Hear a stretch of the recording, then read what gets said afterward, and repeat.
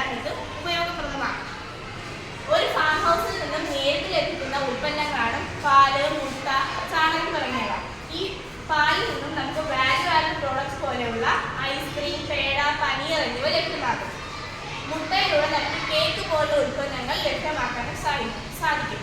ചാണകത്തിലൂടെ നമുക്ക് hair pack, agarbatti, agriculture products എന്നിവ ഉണ്ടാക്കി അത് വിൽപ്പന ചെയ്യാൻ സാധിക്കും. ഇതിൻ്റെ വിൽപ്പനയിലൂടെ നമ്മുടെ സമൂഹത്തിൽ പുതിയൊരു തൊഴിലിൻ്റെ സാധ്യത കൂടി തെളിഞ്ഞു വരികയാണ്.